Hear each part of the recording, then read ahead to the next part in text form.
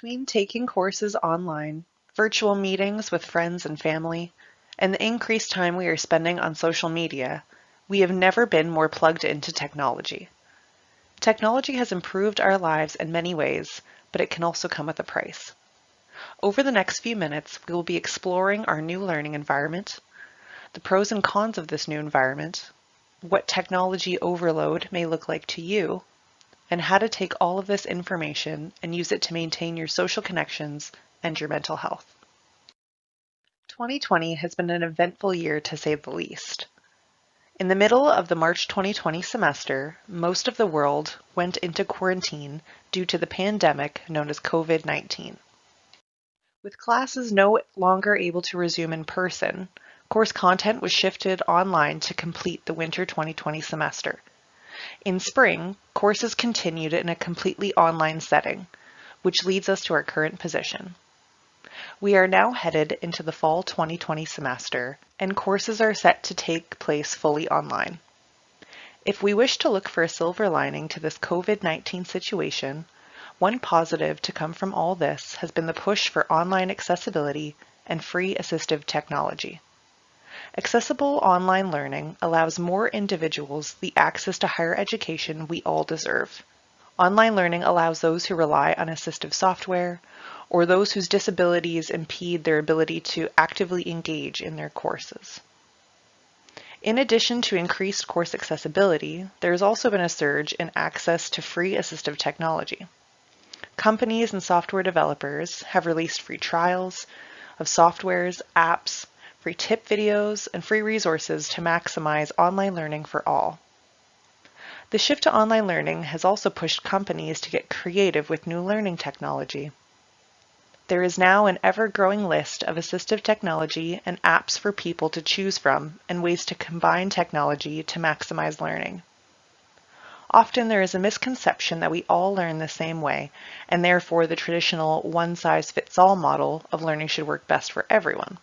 What most people don't know is that the brain actually likes variety, and that includes variety in learning. Research has shown that multimodal approaches in teaching improves overall learning. This knowledge can be applied in the classroom, but also in our homework and personal practices. All of these technological advancements, in combination with increased online accessibility, will play a crucial role in the upcoming year. Most of the post-secondary schools around the world are offering their courses completely online, and most of the world is still to limit social interaction.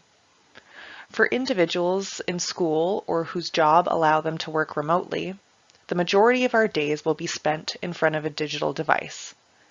Between online lectures, homework, tests, virtual get-togethers, surfing social media, watching TV or movies, Zoom or Teams calls, etc. We can be spending upwards of 10 plus hours a day in front of our screens. It is exciting to see these innovations and technological advancements, but we must tread carefully. While all these programs and resources are there to help, too much can turn a useful tool into a harmful one. Looking at screen itself won't harm you, but spending 10 plus hours each day can build up over time. Most digital screens use a blue light to create the colored images we see. This blue light affects the brain signal that prepares your brain and body for sleep. The brain signals a release of a hormone called melanin that gets your brain and body ready for a much-needed night of rest. Too much screen time can suppress this sleepy time signal, leading to difficulties falling asleep, staying asleep, and/or reducing the overall quality of your sleep. Your mental health can be another victim of too much screen time. Social media is a great tool for keeping people connected, both locally and globally, but it can present us with unrealistic images and pressures we end up putting on ourselves. We as individuals, and as one world, are also taking this much-needed time for change and growth. This is fantastic, but keep in mind that increased intake of news can also impact your mental health. But more on that in the next few slides. The brain releases a stress hormone called cortisol to help get us out of stressful situations. This hormone triggers our fight or flight system, which was extremely advantageous when we needed to escape temporary stressors such as bears or lions, but is less helpful now with our current longer-lasting stressors like school and work. Throw in increased stress levels due to the unknown nature and lack of control due to the pandemic, and we have a recipe for mental health issues. Maybe one of the more obvious downsides to increased screen time is the physical impacts it can have on your body. Sitting, reading, and typing for extended periods of time can cause wrist, neck and back pain, mobility issues, obesity, and an increased risk of injury. With all this being said, do not fear the increased use of technology in your online learning journey. Technology, just like everything else, is best practiced in moderation. What does this mean? It means the best way to take care of your mental health during the semester is to learn to implement moderation practices into your daily routine. One big tip is to take both shorter and longer breaks throughout the day.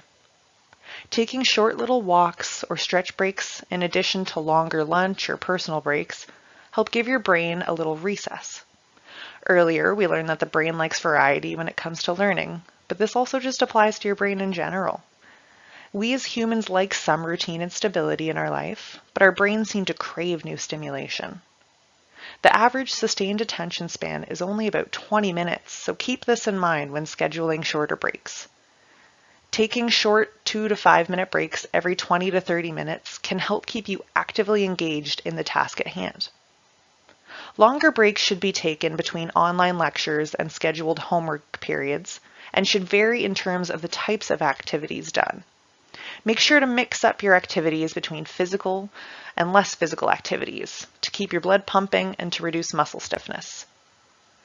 If you prefer less physical activities, schedule reading for pleasure, arts and crafts, baking or cooking, virtual get-togethers with family, friends, or church groups.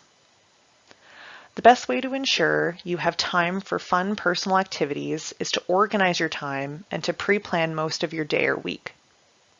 Life is not perfect and distractions or side tasks are bound to interfere with your schedule. That's perfectly okay. This will happen, and the best thing you can do is forgive yourself and try to get back in line with your schedule. Scheduling time for hobbies and self-care or relaxation also plays an important role in keeping stress levels manageable throughout the semester. The best way to do this is by ensuring your schedule is balanced between schoolwork and personal time. It's all about that moderation and balance. Now, what can I do? With COVID-19 keeping the majority of us in quarantine for a little longer, creating a safe space for you to talk about your mental health will be a big help. It becomes so clear to us how important our social personal support groups are when we can't access them in the same way we normally do. Thankfully, we live in a time where free virtual meeting programs and apps are available to provide us with opportunities to arrange these check-ins with your personal support group. Organization will become your new best friend this year. Working and learning from home comes with new challenges in the way of additional distractions. Whether it's your children, pets, spouse, roommates, Netflix, Xbox, a lack of focus, general lack of motivation, etc. Having a guide or a rough set plan for the year will help keep you on task when distractors try to knock you off track. Make sure to schedule some bigger events throughout the year. This could be like a mini getaway to a town or city nearby, camping, maybe a virtual or socially distanced birthday celebration or wedding, maybe a church event or fundraiser, virtual Christmas party, just to name a few ideas. Having these bigger events scheduled throughout the year give us something to look forward to when life seems overwhelming. Scheduling virtual or socially distanced events will be crucial in keeping our social connections strong and to quash those feelings of loneliness during isolation. Think you're out of activities to try? Start with some simple activities like virtually cooking meals together, hosting virtual movie or TV viewing parties, host virtual play dates or prayer group meetings. You could try picking up a new hobby or try a free class or workshop online. Or try baking or cooking using a new recipe. Exercise will become your other new best friend this year. Physical movement stimulates the release of happy brain chemicals, neurotransmitters called dopamine and serotonin, that boost your mood and improve learning. So make sure to take those short and long breaks throughout the day. Exercise also improves our learning by increasing our alertness, awareness, and the blood flow to the brain. Now, this doesn't mean you have to become a weightlifter or a marathon runner to see these results. Just moving enough to get your blood pumping a little faster, your heart rate and your breathing slightly elevated works. Hesitant to try this last tip? Exercise doesn't have to be boring or feel like a chore. Next time you aren't feeling too motivated to start that assignment or study for that test, take a quick 2-song dance break to get your body moving in a fun way. Okay, now let's recap the top recommendations for maintaining social connections and mental health. Calendars and organization will play a large role in helping keep your stress levels manageable throughout the semester. Using course syllabi to map out assignment due dates and to map out other important dates in the semester will help you keep track of all your coursework. Without the in-person reminders for due dates we normally would receive on campus, setting alarms and notifications on your devices to keep you on track with schoolwork will also be a huge help. You can create calendars and schedules for each individual day, week, month, or by each semester. There are a wide range of free calendars and schedule apps available, including Outlook, which your My Tyndale email runs through. Whichever calendar you choose to work with, don't forget to schedule both long and short breaks throughout the day.